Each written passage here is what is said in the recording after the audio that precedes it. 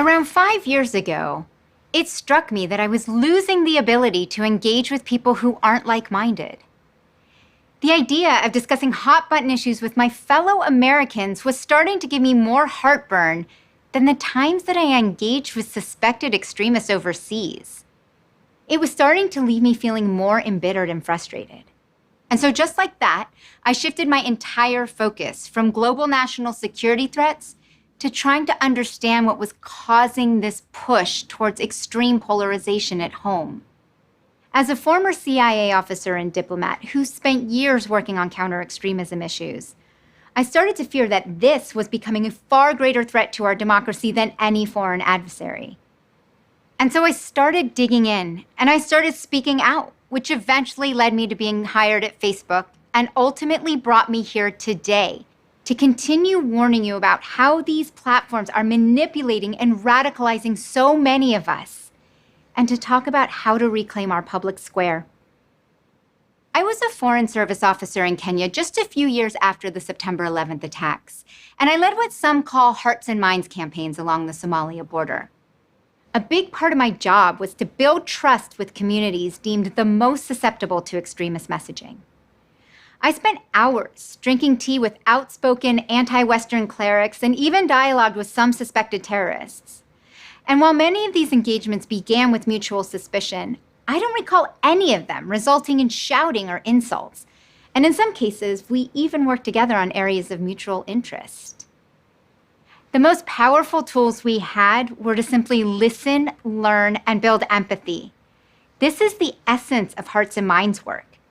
Because what I found again and again is that what most people wanted was to feel heard, validated, and respected. And I believe that's what most of us want.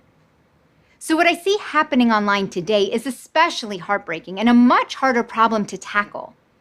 We're being manipulated by the current information ecosystem, entrenching so many of us so far into absolutism that compromise has become a dirty word.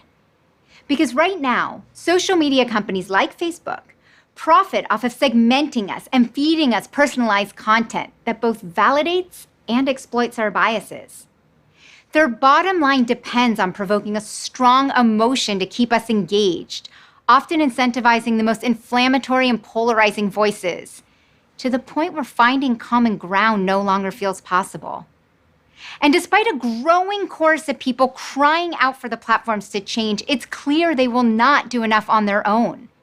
So governments must define the responsibility for the real-world harms being caused by these business models and impose real costs on the damaging effects they're having to our public health, our public square, and our democracy. But unfortunately, this won't happen in time for the US presidential election. So I am continuing to raise this alarm because even if one day we do have strong rules in place, it will take all of us to fix this. When I started shifting my focus from threats abroad to the breakdown in civil discourse at home, I wondered if we could repurpose some of these Hearts and Minds campaigns to help heal our divides. Our more than 200-year experiment with democracy works in large part because we are able to openly and passionately debate our ideas for the best solutions.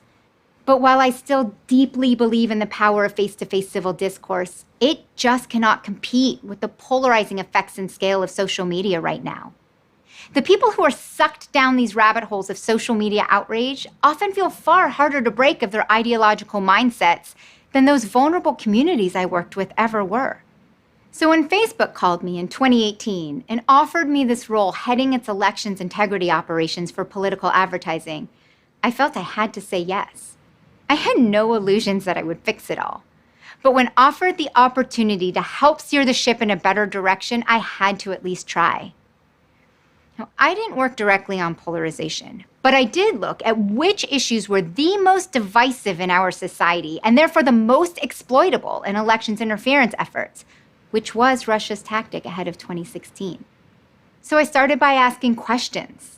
I wanted to understand the underlying systemic issues that were allowing all of this to happen in order to figure out how to fix it. Now, I still do believe in the power of the internet to bring more voices to the table. But despite their stated goal of building community, the The largest social media companies, as currently constructed, are antithetical to the concept of reasoned discourse. There's no way to reward listening, to encourage civil debate, and to protect people who sincerely want to ask questions in a business where optimizing engagement and user growth are the two most important metrics for success. There's no incentive to help people slow down, to build in enough friction that people have to stop, recognize their emotional reaction to something, and question their own assumptions before engaging.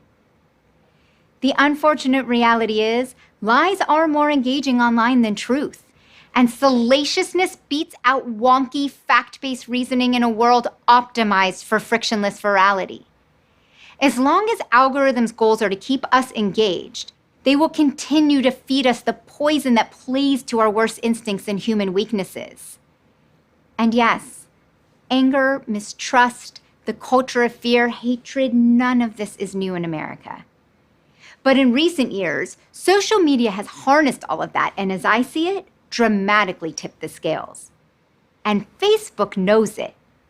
A recent Wall Street Journal article exposed an internal Facebook presentation from 2018 that specifically points to the company's own algorithms for growing extremist groups' presence on their platform and for polarizing their users. But keeping us engaged is how they make their money. The modern information environment is crystallized around profiling us and then segmenting us into more and more narrow categories to perfect this personalization process. We're then bombarded with information confirming our views, reinforcing our biases, and making us feel like we belong to something. These are the same tactics we would see terrorist recruiters using on vulnerable youth, albeit in smaller, more localized ways before social media, with the ultimate goal of persuading their behavior.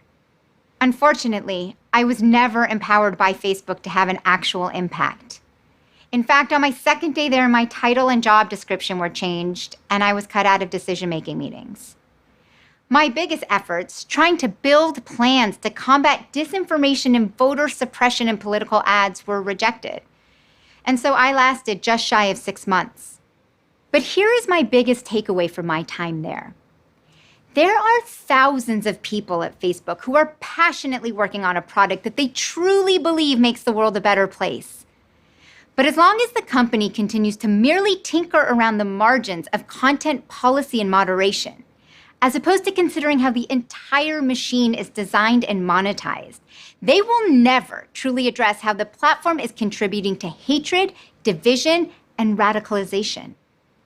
And that's the one conversation I never heard happen during my time there.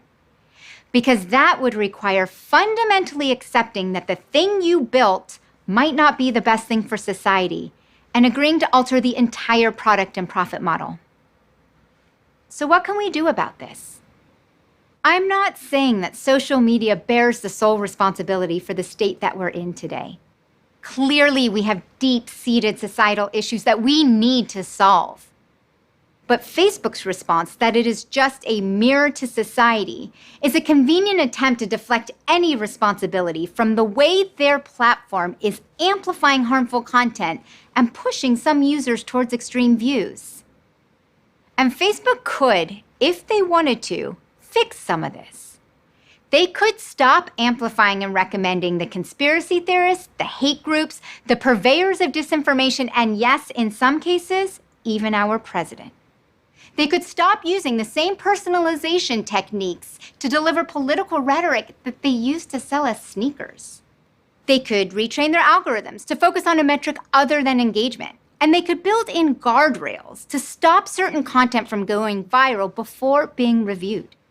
And they could do all of this without becoming what they call the arbiters of truth.